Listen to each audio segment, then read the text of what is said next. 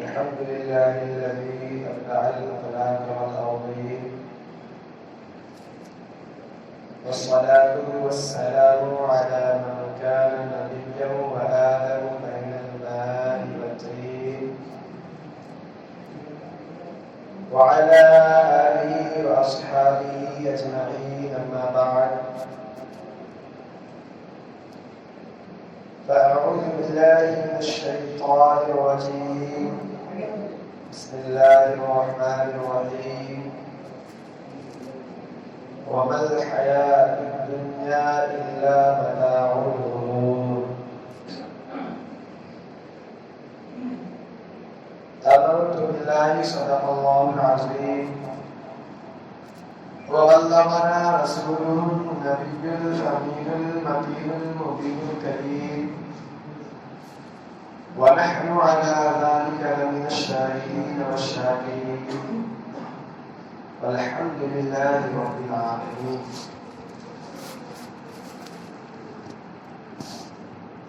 اعلیٰ حضرت فرماتے ہیں، رخ دن ہے یا مہر سما، یہ بھی نہیں وہ بھی نہیں. رخ دن ہے یا مہر سما، یہ بھی نہیں وہ بھی نہیں.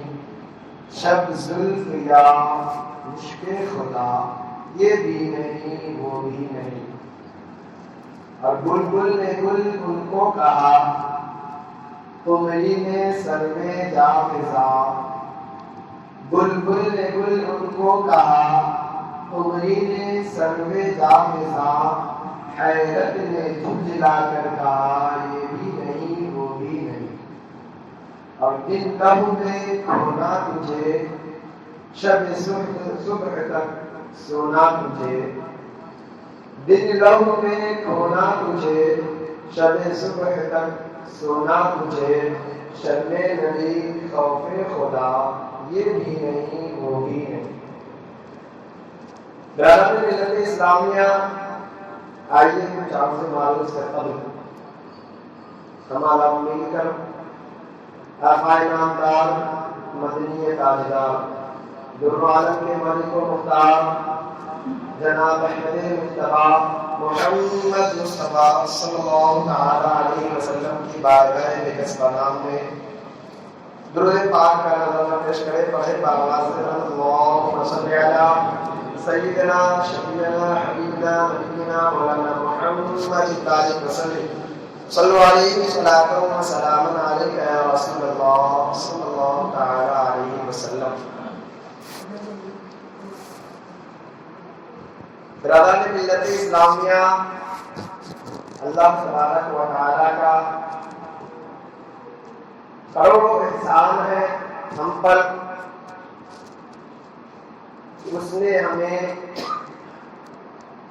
زندگی عطا کی. برادران ملت اسلامیہ، اس دنیا میں اس نے ہمیں بھیجا، کہ اللہ تبارک و تعالیٰ کا بہت بڑا احسان ہے. اللہ تبارک و تعالیٰ نے بہت سی مخلوقوں کو پیدا کیا. برادران ملت اسلامیہ، اللہ تبارک و تعالیٰ نے جو ہمیں زندگی دے کر اس دنیا میں بھیجا ہے، تو اللہ تبارک و تعالیٰ نے جو ہی ہمیں اس دنیا میں نہیں بھیجا ہے، بلکہ اللہ تبارک و تعالیٰ ارشاد فرماتا ہے، وَمَا خَلَقْتُ الْجِنَّ وَالْإِنسَ إِلَّا لِيَعْبُدُونِ، کہ ہم نے جنات اور انسان کو اپنی عبادت کے لیے پیدا کیا ہے. تو اللہ تبارک و تعالیٰ نے جو ہمیں یہ زندگی عطا کی ہے، اپنی عبادت کے لیے عطا کیا ہے. برادران ملت اسلامیہ، ہم جس دنیا میں جی رہے ہیں، جس دنیا میں اپنی زندگی کو گزار رہے ہیں، وہ دنیا باقی رہنے والی چیز نہیں ہے، بلکہ یہ فانی ہے. یہ ہم آپ کو سب کو پتا ہے کہ یہ دنیا جو ہے یہ فانی چیز ہے، باقی رہنے والی چیز نہیں ہے. ہر مخلوق جو اللہ تبارک و تعالیٰ نے پیدا کیا ہے، سب کو فنا ہونا ہے. کوئی باقی رہنے والی چیز نہیں ہے سوائے رب تبارک و تعالیٰ کے۔ تو برادران ملت اسلامیہ، اس دنیا کی چمک دمک کو دیکھ کر کے، اس دنیا کی عیش و عشرت کو دیکھ کر کے ہم یہ نہ سمجھ لیں کہ یہی دنیا ہے، یہی جنت ہے، بلکہ برادران ملت اسلامیہ، اس دنیا کے بعد بھی کوئی ایک دنیا ہے جسے آخرت کے نام سے جانا جاتا ہے۔ جب ہم اس دنیا سے جائیں گے، جب ہماری موت آئے گی، تو برادران ملت اسلامیہ ہم قبر کی منزل تک پہنچیں گے، اس کے بعد آخرت کی منزل ہے۔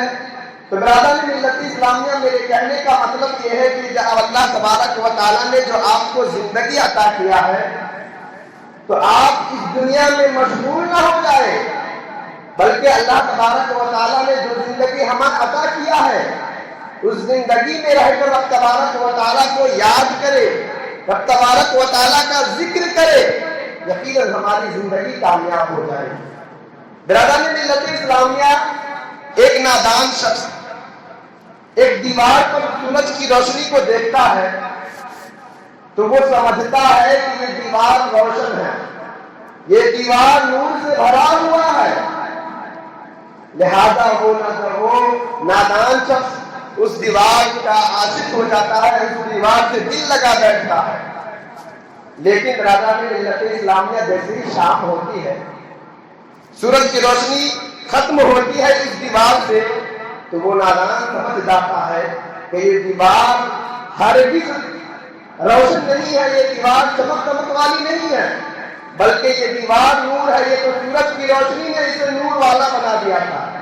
تو برادران ملت اسلامیہ، ٹھیک اسی طریقے سے آج ہم دنیاوی چمک دمک کو دیکھ کر کے، دنیاوی فیشن کو دیکھ کر کے دنیا میں اس قدر مشغول ہو گئے ہیں کہ ہم آخرت کی زندگی کو بھول گئے ہیں۔ برادران ملت اسلامیہ، آخرت کو ہمیں بھولنا نہیں ہے، بلکہ اس دنیا میں رہ کر ہر لمحہ، ہر ساتھ اللہ تبارک و تعالیٰ کی یاد میں گزارے۔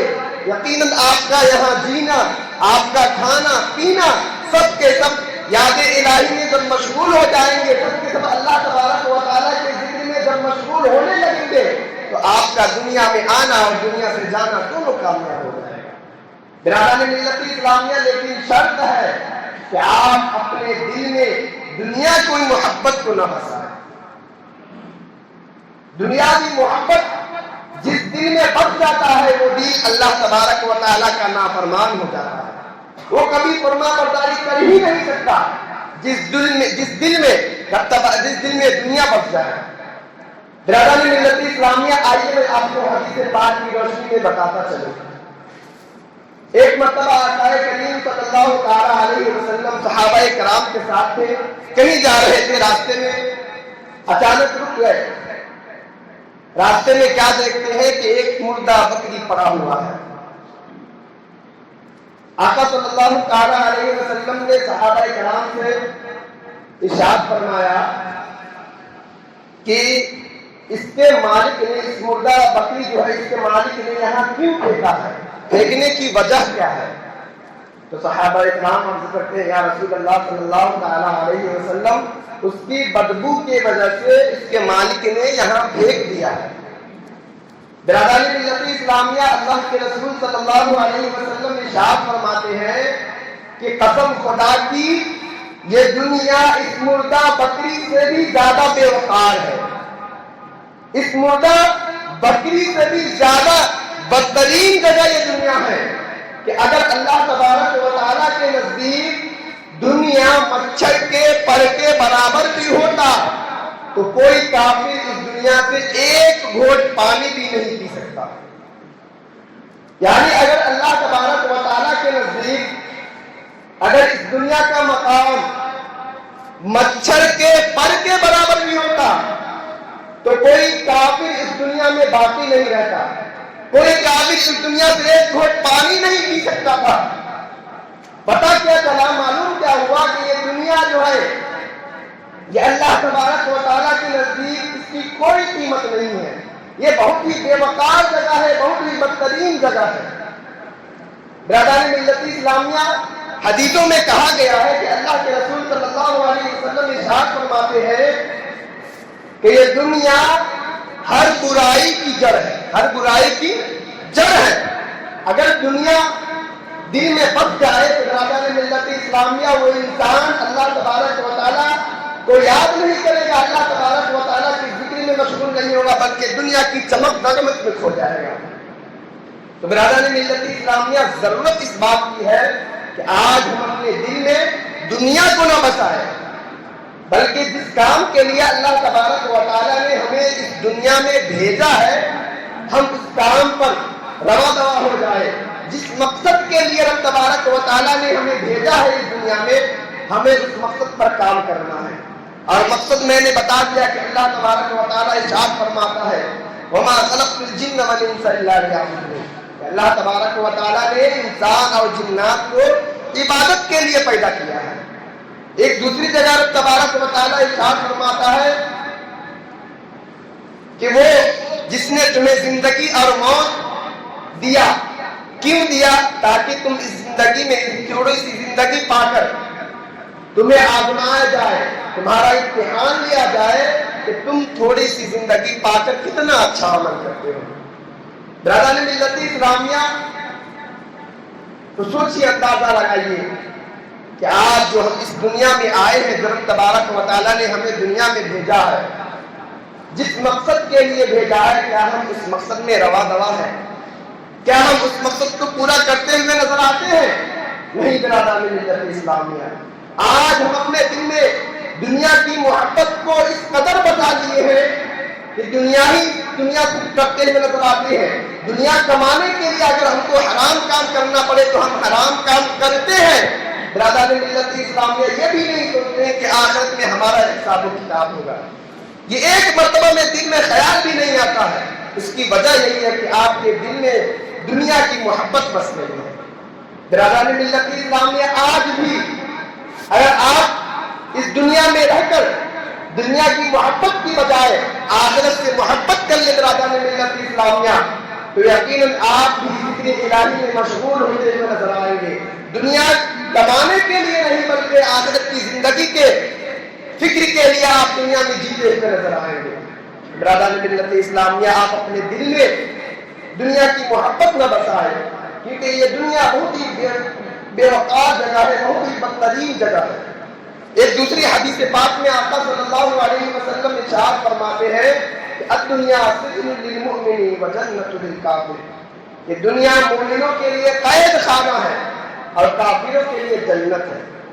برادران ملت اسلامیہ، آپ ہی سوچیے، اندازہ لگائیے، غور و فکر کیجیے کہ قید خانہ میں کوئی عیش و آرام کی زندگی گزارتا ہے؟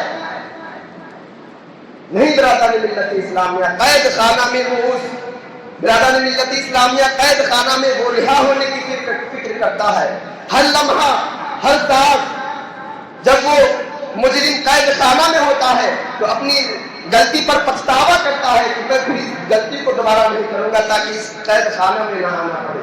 برادران ملت اسلامیہ، اور جنت یہ کافروں کے لیے ہے، اسی لیے آپ دیکھتے ہوں گے، آپ کے دل میں یہ خیال پیدا ہوگا کہ یہ کافر جو اللہ تبارک و تعالیٰ کی نافرمانی کرتے ہیں، یہ تو عیش و عشرت کی زندگی گزار رہے ہیں۔ تو اس کی وجہ یہی ہے برادران ملت اسلامیہ کہ یہ جو دنیا ہے یہ جنت اس کافر کے لیے ہے اور مومنوں کے لیے قید خانہ ہے۔ برادران ملت اسلامیہ، اس کا حساب و کتاب ہوگا۔ وَمَن يَعْمَلْ مِثْقَالَ ذَرَّةٍ خَيْرًا يَرَهُ وَمَن يَعْمَلْ مِثْقَالَ ذَرَّةٍ شَرًّا يَرَهُ، جس نے چھوٹی سے چھوٹی بھی برائی کی ہوگی اس کا بھی حساب و کتاب ہوگا۔ مرنے کے بعد آخرت یوم بروز محشر اس کا بھی حساب و کتاب ہوگا۔ یا جس نے چھوٹی سے چھوٹی بھی بھلائی کی ہوگی اس کا بھی حساب و کتاب ہوگا۔ تو برادران ملت اسلامیہ، اس دنیا کی چمک دمک کو دیکھ کر کے آپ کو اس دنیا میں مشغول نہیں ہونا ہے، بلکہ اس دنیا سے کنارہ کشی اختیار کر لیں۔ آپ ذکر الہی میں مشغول ہو جائیں برادران ملت اسلامیہ، تب جا کر آپ کامیاب ہوں گے۔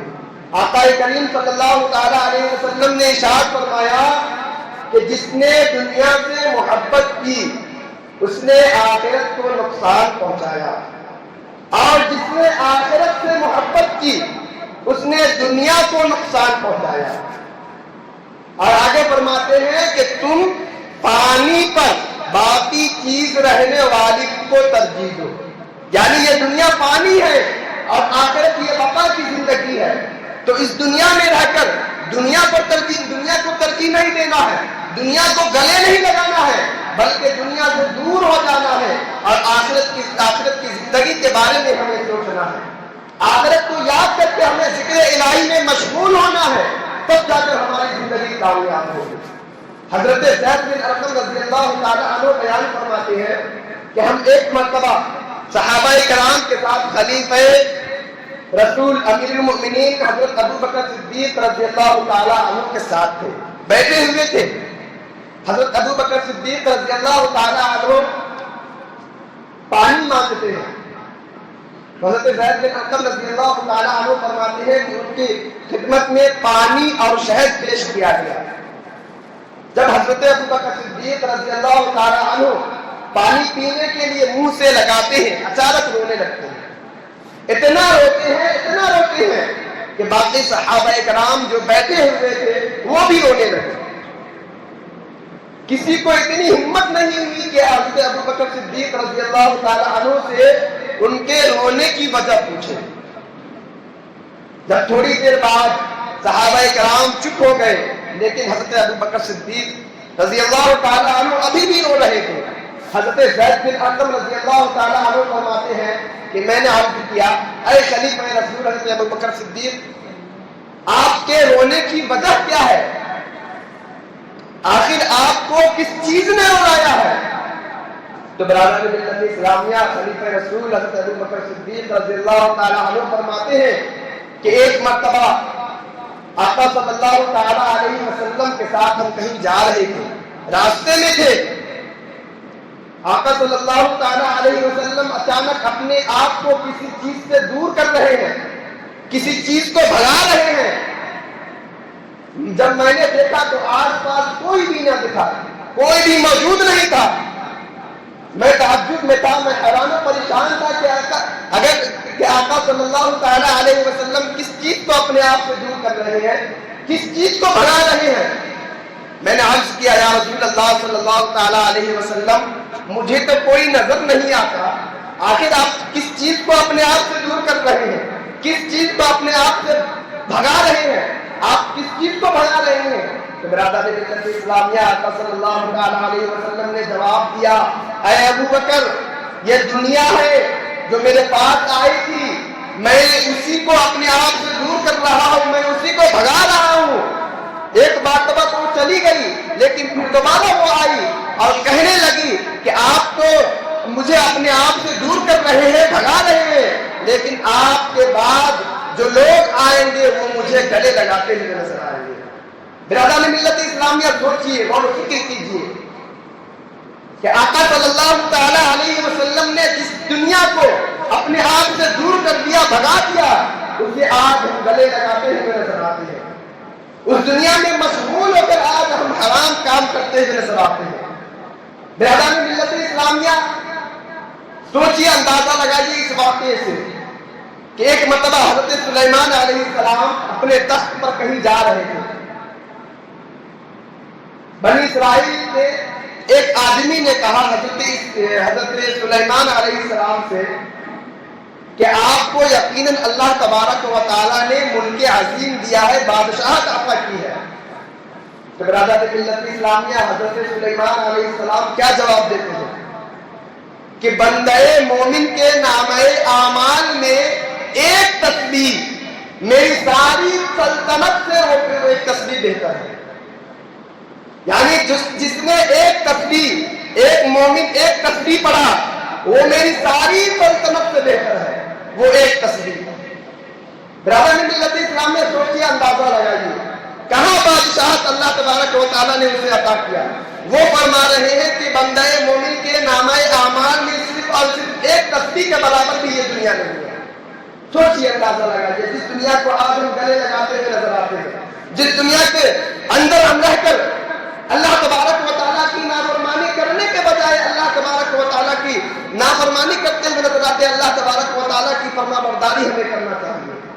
برادران ملت اسلامیہ اس پر غور و فکر کیجئے تاکہ آپ کی زندگی جو ہے آگے کی زندگی آپ کا کامیاب ہو جائے۔ برادران ملت اسلامیہ، اللہ تبارک و تعالیٰ نے جب ہمیں عبادت کے لیے پیدا کیا ہے تو ہمیں عبادت کرنا چاہیے۔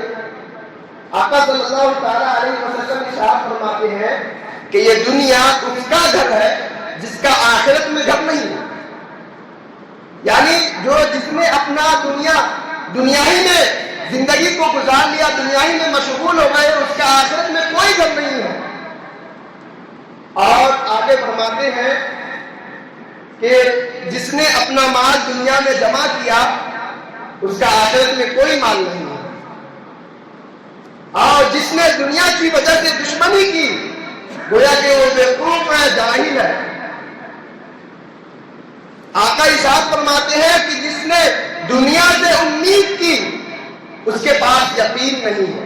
کس طرح کا یقین نہیں ہے؟ کہ اس کے پاس اللہ تبارک و تعالیٰ پر بھروسہ نہیں ہے۔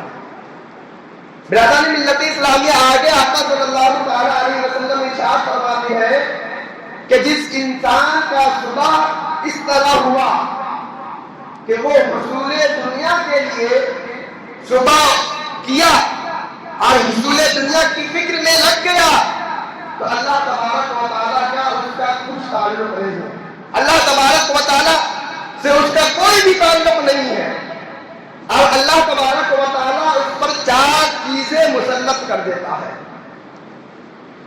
وہ انسان جو حصول دنیا کے لیے صبح کیا ہے، اللہ تبارک و تعالیٰ اس پر 4 چیزیں مسلط کر دیتا ہے۔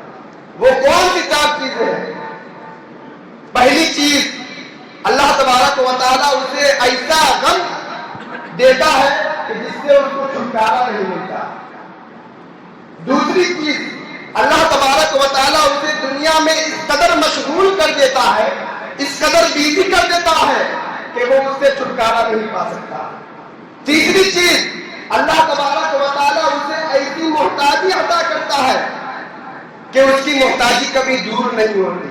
اور چوتھی چیز، اللہ تبارک و تعالیٰ اسے ایسی امید عطا کرتا ہے وہ کبھی پورا ہی نہیں ہوتا۔ برادران ملت اسلامیہ، ان 4 چیزوں پر غور کیجیے۔ آج ہم بھی پریشان ہیں، ہم مال و دولت کماتے ہیں اس کے باوجود بھی پریشان ہیں، ہم عیش و آرام کی زندگی گزار رہے ہیں اس کے باوجود بھی پریشان ہیں، ہماری تمنائیں آرزویں پوری ہوتی جا رہی ہے لیکن اور بڑھتی چلی جا رہی ہے۔ اس کی وجہ کیا ہے برادران ملت اسلامیہ؟ اس کی وجہ کوئی اور نہیں بلکہ یہی ہے کہ ہم جب صبح میں اٹھتے ہیں تو اللہ تبارک و تعالیٰ کو راضی کرنے نہیں بلکہ اللہ تبارک و تعالیٰ کو یاد کرنے کے لیے نہیں اٹھتے ہیں، اللہ تبارک و تعالیٰ کا ذکر کرنے کے لیے نہیں اٹھتے ہیں، بلکہ ہم حصول دنیا کے لیے صبح کرتے ہیں۔ جیسی ہی صبح ہوتی ہے ہم اپنے کاموں میں لگ جاتے ہیں، ہم دنیاوی چیزوں میں مشغول ہو جاتے ہیں، ایک مرتبہ بھی نہیں سوچتے کہ فجر کی نماز ہمارے اوپر فرض ہے، پہلے وہ ادا کر لے پھر دنیا کے کاموں میں مشغول ہوں گے۔ برادران ملت اسلام میں اس کی سب سے بڑی وجہ یہی ہے کہ اللہ تبارک و تعالیٰ نے ہمیں ایسی پریشانی میں مبتلا کر دیا ہے کہ وہ پریشانی ہم سے دور ہوتی ہی نہیں ہے۔ اللہ تبارک و تعالیٰ نے ایسی محتاجی عطا کیا ہے ہمیں کہ اس محتاجی سے ہم کبھی چھٹکارا پا ہی نہیں سکتے، وہ محتاجی کبھی دور ہو ہی نہیں سکتی۔ تو برادران ملت اسلامیہ، بات پر غور و فکر کیجیے اور آج ہی اپنی زندگی کا محاسبہ کیجیے۔ اللہ تبارک و تعالیٰ قرآن مقدس میں ارشاد فرماتا ہے فوائل للمصلین، کہ ان نمازیوں کے لیے ویل ہے الذین هم عن صلاتهم ساہون، جو اپنی نمازوں میں سستی کرتے ہیں، جو اپنی نمازوں میں غفلت کرتے ہیں۔ برادران ملت اسلامیہ، سب سے پہلے یہ بتا دوں کہ یہ ویل ہے کیا؟ ویل کس چیز کا نام ہے؟ آقا کریم صلی اللہ تعالیٰ علیہ وسلم ارشاد فرماتے ہیں کہ یہ ویل جہنم کے ایک وادی کا نام ہے، جہنم کے ایک طبقے کا نام ہے، جس میں اگر ایک پہاڑ کو ڈالا جائے اس جہنم میں، اس ویل میں، تو وہ پہاڑ ریزہ ریزہ ہو کر ریت بن جائے۔ یہ جہنم ہے، یہ ویل ہے۔ برادران ملت اسلامیہ، کسی پہاڑ کو اس جہنم میں، اس ویل میں ڈالا جائے تو وہ پہاڑ ریزہ ریزہ ہو کر ریت بن جائے، تو برادر ملت اسلامیہ سوچیے، اندازہ لگائیے، اللہ تبارک و تعالیٰ نے ارشاد فرمایا فویل للمصلین کہ ان نمازیوں کے لیے ویل ہے۔ برادر ملت اسلامیہ سوچیے، بے نمازی سے نہیں فرمایا بلکہ نمازیوں سے فرمایا کہ ان نمازیوں کے لیے ویل ہے جو اپنی نمازوں میں سستی کرتی ہے، جو اپنی نمازوں میں غفلت کرتے ہیں۔ برادر ملت اسلامیہ کون سے نمازی جو 4 وقت پڑھتے ہیں 1 وقت کی چھوڑ دیتے ہیں، 3 وقت کی پڑھتے ہیں 2 وقت کی چھوڑ دیتے ہیں؟ برادر ملت اسلامیہ کو کسی وقت کو چھوڑ دیتے ہیں، فجر کی چھوڑ دیتے ہیں، ظہر کی چھوڑ دیتے ہیں، نماز تو پڑھتے ہیں لیکن 5 وقت کی نہیں پڑھتے۔ ان نمازیوں کے لیے وہ ویل جہنم کے وادی تیار کیا گیا ہے۔ اس کا عذاب یہ ہے کہ اس میں اگر پہاڑ کو ڈالا جائے تو وہ پہاڑ ریزہ ریزہ ہو کر ریت بن جائے۔ تو برادر ملت اسلامیہ سوچیے، اندازہ لگائیے، کیا ہمارے بدن میں اتنی طاقت ہے کہ اس جہنم کی آگ کو ہم برداشت کر سکے؟ کیا ہمارے اندر اتنی قوت ہے کہ اس ویل جیسے عذاب کو ہم برداشت کر سکے؟ نہیں برادر ملت اسلامیہ، آج تھوڑی سی دھوپ اگر زیادہ ہو جائے تو ہم بنا چپل کے چلتے ہوئے نظر نہیں آتے۔ تو سوچیے برادر ملت اسلامیہ اس جہنم کے بارے میں جس کا ایندھن پتھر اور انسان ہے، وقودها الناس والحجارہ، جس سے اسے انسان ہی سے بھڑکایا جاتا ہے، پتھر ہی سے بھڑکایا جاتا ہے، اس کا ایندھن ہی بنی ہے۔ تو برادر ملت اسلامیہ کیا ہم اس جہنم کی آگ کو برداشت کر سکیں گے؟ ہرگز نہیں۔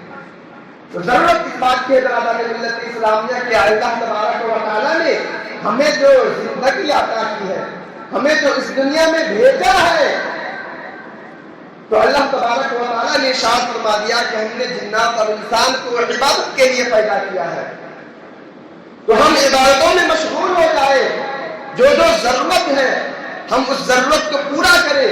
ہم یہ نہیں کہتے کہ اپنے گھر والوں کو ضرورت کو پورا نہ کریں، لیکن برادر ملت اسلامیہ آپ اس دنیا میں اس قدر مشغول نہ ہو جائے کہ آپ اللہ تبارک و تعالیٰ کا نافرمان بندہ بن جائے۔ برادر ملت اسلامیہ یہ دنیا بہت ہی بے وقار جگہ ہے، بہت ہی بدترین جگہ ہے۔ اس سے جتنا آپ دور رہیں گے اتنی ہی آپ کی آخرت کی زندگی کامیاب ہو جائے گی۔ برادر ملت اسلامیہ ضرورت اس بات کی ہے کہ ہم اپنے دل میں دنیاوی محبت کو نہ بسائیں، دنیاوی چمک دمک کو دیکھ کر کے ہم اس دنیا میں مشغول نہ ہو جائیں، بلکہ آخرت کی فکر کرے، آخرت کی زندگی سے محبت کرے۔ یقیناً آپ کو دنیا میں آنا، دنیا سے جانا اور آخرت کی زندگی سب کے سب کامیاب ہو جائیں گے۔ اللہ تبارک و تعالیٰ کی بارگاہ میں دعا ہے کہ اللہ تبارک و تعالیٰ ہمیں اس دنیا سے دور رہنے کی توفیق عطا فرمائے۔ اللہ تبارک و تعالیٰ ہمیں کار خیر کرنے کی توفیق عطا فرمائے۔ اللہ تبارک و تعالیٰ ہم سب کو نماز پنجگانہ باجماعت ادا